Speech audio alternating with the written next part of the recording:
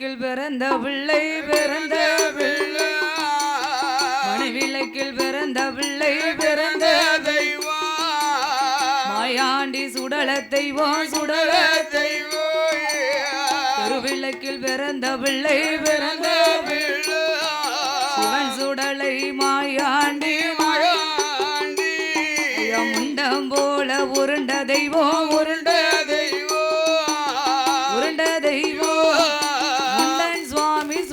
ஐயா ஐயோ ஐயா முண்டன் சுவாமி சுடல ஐயா சுடல ஐயோ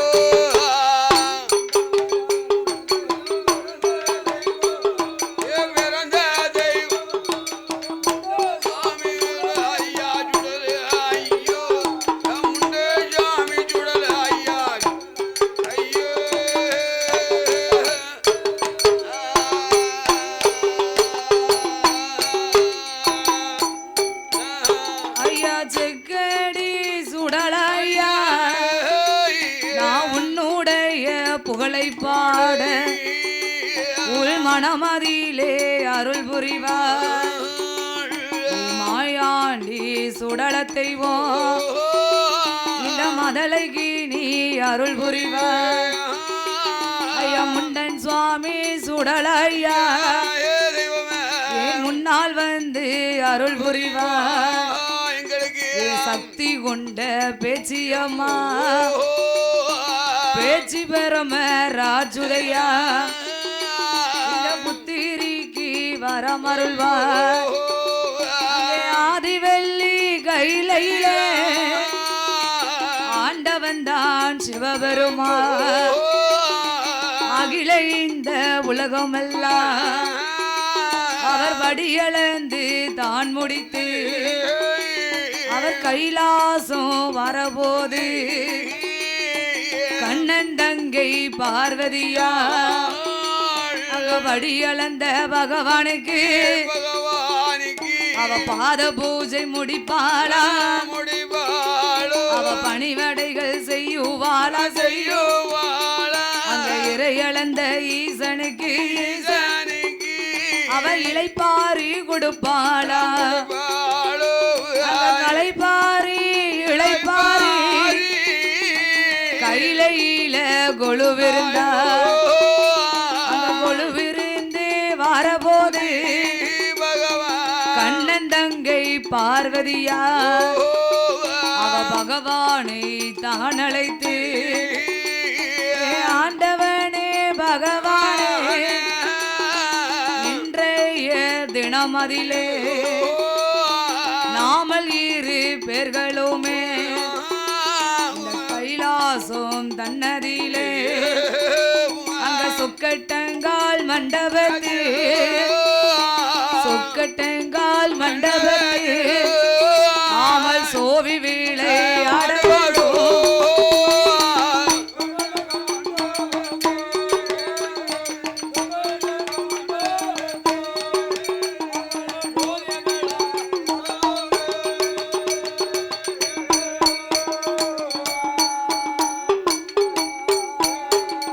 பார்வதியோ சொன்ன போது ஆண்டவன் தான் சிவபெருமா அப்படியே ஆட்டுமென்று அங்க சொக்கட்டங்கால் மண்டபத்தில் சோவி விளையாடுவா அவன் சோவி விளையாடும்போது சொக்கண்டேவி பார்வதியா ஆண்டவனே பகவான் ஆண்டவனே பகவான் இந்த ஆதிசக்தி வார்த்தைக்கு அழுங்கோ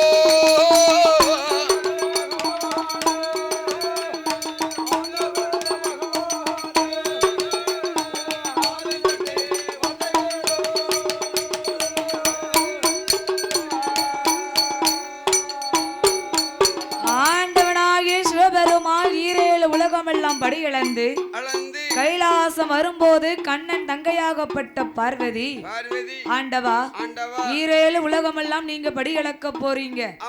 இந்த கைலாசத்துல நான் தனியாக தானே இருக்கேன். எப்பவும் நீங்க படி இழக்க போகும்போது இந்த பார்வதி நான் கைலாசத்துல தனியா இருக்கேன். அதனால் தனியாக இருக்கும் களைப்புகள் தீர நாம் இருவேர்களும் சொக்கட்டங்கால் மண்டபத்தில் சோவிகள் விளையாட வேண்டும் என்று பார்வதாதேவி பகவானை அழைத்து சொன்ன உடனே மனைவி சொல்லுக்கு மறு சொல்லு ஏது கிடையாதுல. அப்படியே ஆகட்டும் என்று பகவானும் பார்வதியுமாக சொக்கட்டங்கால் மண்டபத்தில் சோவிகள் விளையாடி வருகின்றார்கள். இந்த அலங்கார பந்தல் சிங்கார மேடையிலே பாடும் நாமளுக்கு பரிசளித்து பாராட்ட வேண்டும் என்று இந்த அடச்சாணிமா ஊருக்குள்ளே வணிக வைசியர் சமுதாயத்திலே வாழ்வாங்க வாழ்ந்து வரக்கூடிய அன்பும் பண்பிற்குரிய அருமை மாமா ஈ வேம்பு செட்டியார் அவர்கள் சார்பாகவும் அத்தை இசக்கியம்மாள் அவர்கள் சார்பாகவும் சகோதரர் பிரம்மநாயகம் அவர்கள் சார்பாகவும் இந்திரா அவர்கள் சார்பாகவும் பாடும் நாமளுக்கு 50 ரூபாயை கொண்டு வந்து 50 லட்சமாகவே அள்ளி தந்துள்ளார்கள். மாமா வேம்பு செட்டியார் அவர்களும் இசக்கியம்மாள் அவர்களும் பிரம்மநாயகம் அவர்களும் இந்திரா அவர்கள் சார்பாகவும் 50 ரூபாயை கொண்டு வந்து 50 லட்சமாகவே அள்ளித்தந்து பரிசளித்துள்ளார்கள். அவர்களுடைய வழிவழி வம்சங்கள் உச்சார் பெற்றார் உறவினர்கள் எல்லாம் என் செக்கடி சுடலை மாட சுவாமி அருளால வாழ வேண்டும். அவர்கள் வளர வேண்டும், வாழ வேண்டும், அவர்கள் வளர வேண்டும், அவர்கள் வளர வேண்டும். வம்சம் என்னை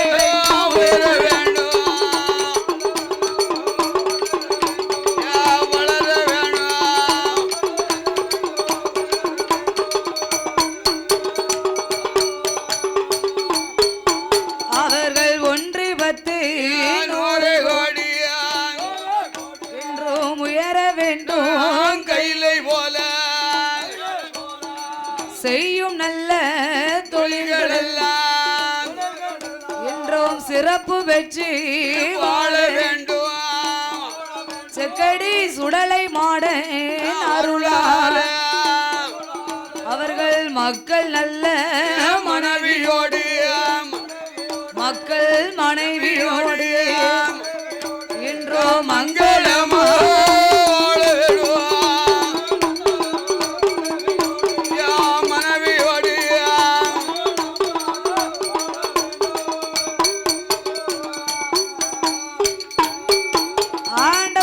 பகவானும் ஆதிசக்தியான பார்வதியும் கைலாசத்திலே சொக்கட்டங்கால் மண்டபத்தில் சோவிகள் விளையாடும் போது மறுநாள் தினத்திலே பகவான் படி இழக்க வருகின்றார். ஆண்டவனுடைய கடமை என்ன? அனுதினமும் படைத்த மனுக்களுக்கு படி இழக்கணும். அவருடைய கடமையை தவறக்கூடாது பாருங்க. அதனால் மறுநாள் தினத்திலே ஆண்டவன் படி இழக்க போகும்போது பார்த்தால் இந்த பார்வதி என்னைக்கும் ஆண்டவன் படி இழக்க போகும்போது நம்ம கிட்ட ஆளாக்கு தினை அரிசி தானே வாங்கிட்டு போறாரு. அந்த ஆளாக்கு தினை அரிசியை கொண்டு அகில இந்த உலகம் எல்லாம் எப்படி படி இழக்க முடியும்? நாளை தினை எடுத்து இந்த நாடு எல்லாம் எப்படி படி இழக்காரு? இவர் படி அளக்காரா இல்ல பட்டினியா தான் போட்டுட்டு வராரா என்று பகவானின் படி இழப்பை இன்னைக்கு நாம பார்க்கணும். ஈயரும்பு யானை முதல் என்ன உண்ணா மனுக்களுக்கு அவர் எப்படி படி இழக்காரு? இல்ல படி இழக்காரா இல்ல பட்டினியாதான் போடுதாரா என்று ஆண்டவனின் படி இழப்பை இன்னைக்கு நாமல் பார்க்க வேண்டும் என்று ஆண்டவா ஈரேழு உலகம் எல்லாம் படி இழக்க போகும்போது நீங்க மட்டும்தானே போறீங்க. இதனால் இதுவரைக்கும் கைலாசத்துல நான் மட்டும்தான் இருக்கேன். அதனால் இன்னைக்கு உங்களோடு கண்டிப்பா நான் வருவேன் என்று பார்வதாதேவி பகவானை அழைத்து சுவாமி ஆண்டவனே பகவானே ஆண்டவனே பகவானே அகில இந்த உலகம் எல்லாம் படியளக்க போகும்போது பகவானோட படியளப்பை பார்வதியால் பார்க்கணுமே, சிவனாரோட படியளப்பை சக்தி நானும் பார்க்கணுமே, கொண்டவனின் படியளப்பை கோமதியால் வார்க்கணுமே கடவுளோட படியளப்பை கடவுளோட படியளப்பை கண்ணன் தங்கை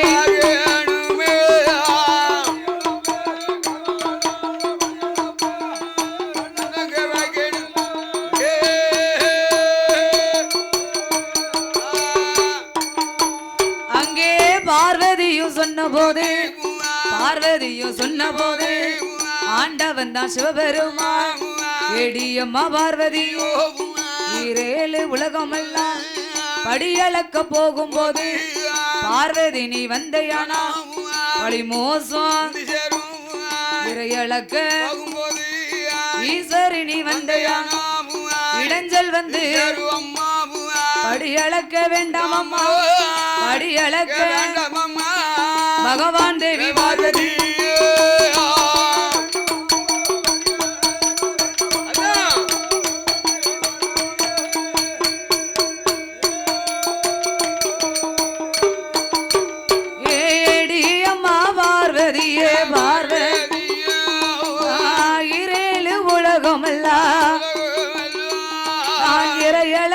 போகும்போது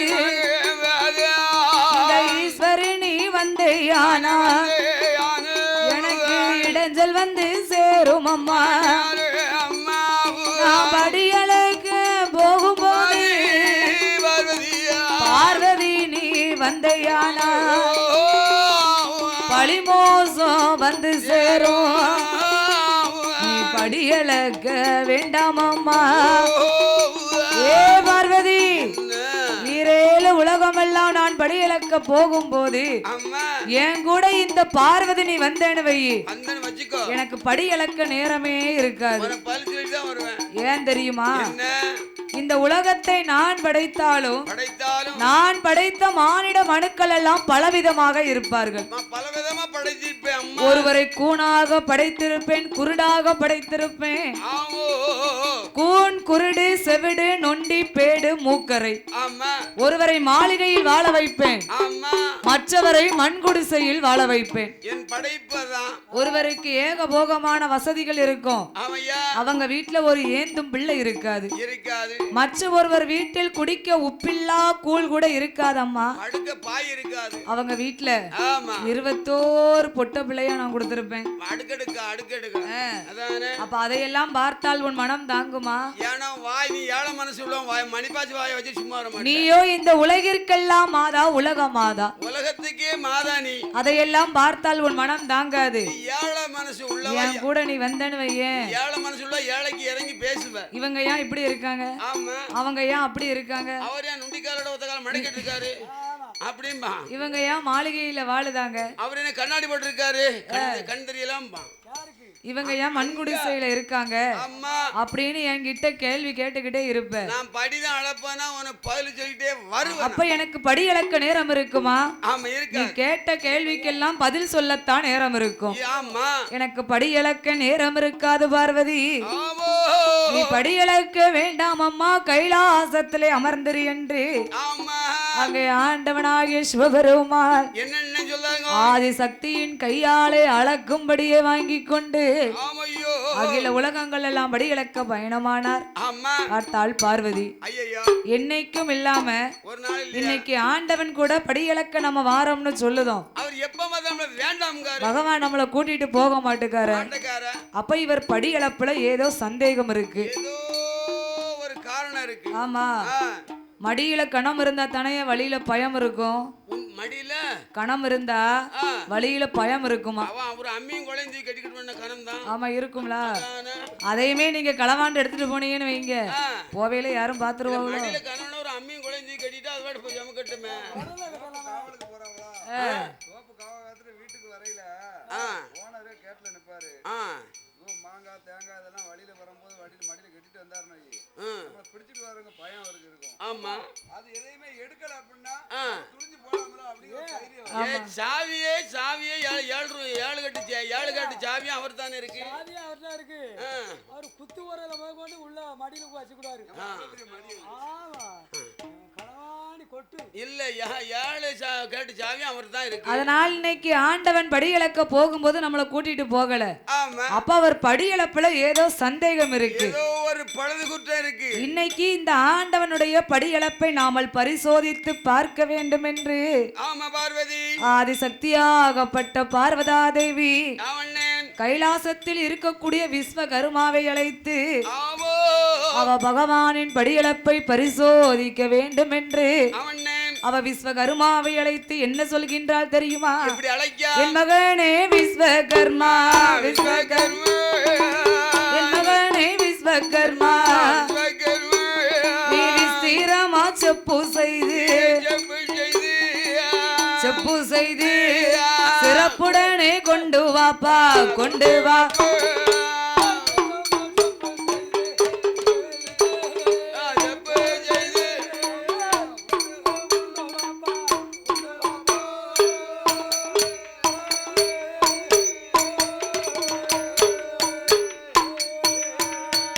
அங்க சிவன் தேவி சொன்ன போது அதை கேட்ட விஸ்வகர்மா அப்படியே ஆட்டும் என்று காஞ்சரம்பு கம்பு வெட்டி கட்ட சிமிழ் உண்டு பண்ணி கடைந்தெடுத்தார் சிமிழதைத்தான் சிமிழுக்கேத்த வர்ணம் தீட்டி சீனி போட்டு தானே போட்டு சிவன் தேவி கையில் கொடுத்தார். சிவன் தேவி வாங்கி கொண்டு எண்ணாத எண்ணமெல்லாம் எண்ணுதாளே மனமாதியிலே ஆதிசக்தியாகப்பட்ட பார்வதி விஸ்வகர்மாவை அழைத்தார்.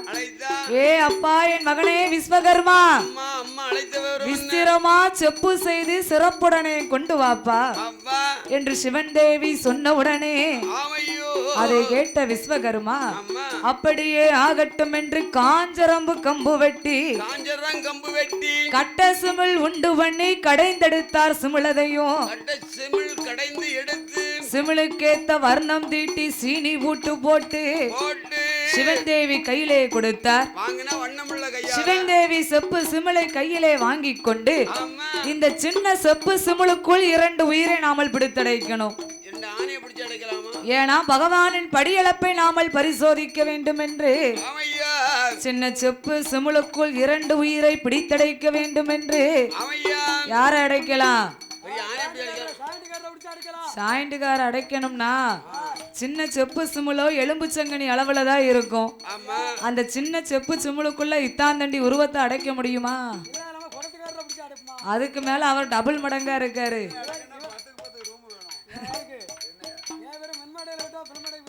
ஆமா, தண்ணிக்கு இழுத்து அவர் வெட்டைக்கு இழுப்பாரு. அவரெல்லாம் சிமுளுக்குள்ள அடைக்க முடியாது. சிமுளை வெடிச்சு வெளியில வந்துருவாரு. அந்த சின்ன செப்பு சிமுளுக்குள்ள யானையும் அடைக்க முடியாது, பூனையும் அடைக்க முடியாது.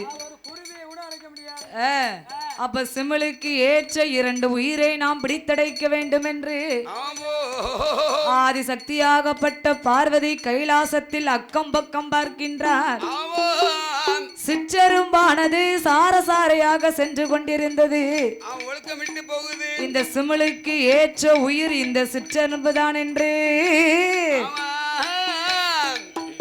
அவ சிறு உயிரா சிற்றெரும்பா சிவன் தேவி கையில எடுத்து சிமிழுக்குள்ள பிடித்தடைத்தா. சீனி போட்டு தானே போட்டு முந்தான பட்டதிலே மொய்கூழலால் முடிந்து கொண்டார். அவ எக்கலுக்குள் சொருகி கொண்டு எப்போ சிவன் வருவார் என்று, எப்போ சிவன் வருவார் என்று அம்மா எதிர்பார்த்து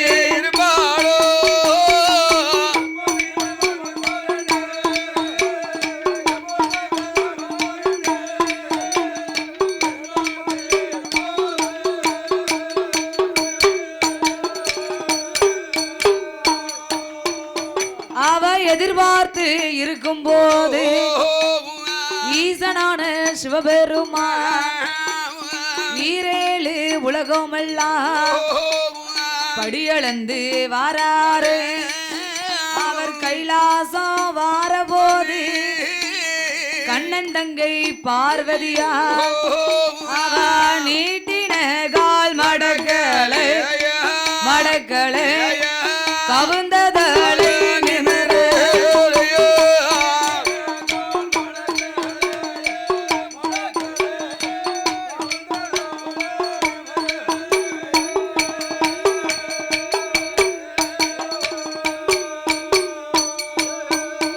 அவன் நீட்டினகால் மடக்காமல் கவுந்ததலை நிமிராமல் உழைந்த கூந்தல் முடியாமல் மௌனமாக இருப்பான் அவ மௌனமாக இருக்கும் போது ஆண்டவன் தான் பகவானோ என்ன ஆச்சு இவளுக்கு என்னைக்கும் படியளந்து நம்ம கைலாசம் வரும்போது நம்ம வருவதற்கு முன்னாலே கைலாச வாசல்ல வந்து நிப்பா கோலம் போட்டு நான் எதிர்பார்த்து இருப்பேன் நம்ம எப்ப வருவோம்னு எதிர்பார்த்து இருப்பா இன்னைக்கு வந்து இவ்வளவு நேரமாச்சு வேறற்ற பாக்களை எதிர்த்து முழிக்கல நீட்டினகால் மடக்கல கவுந்த தள நிமிரல உழைந்த கூந்தல் முடியவில்லை மௌனமா இருக்கின்றாளே இன்னைக்கு பார்வதிக்கு என்னாச்சோ ஏதாச்சோ என்று ஆண்டவனாய சிவபெருமாள் ஆதிசக்தி அழைத்து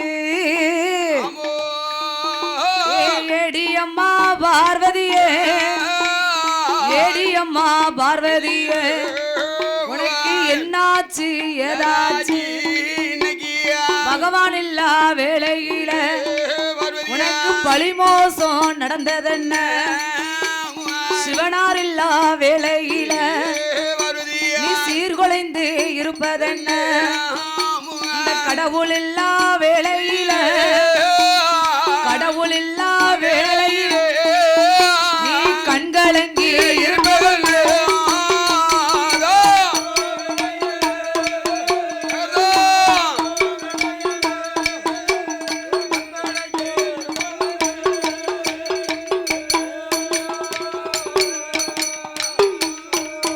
அங்கே பகவானோ ஆதிசக்தி பகவான் பக்கம் ஆண்டவனே ஆண்டவனே பகவானே ஆதிசக்தி வார்த்தை கேளோ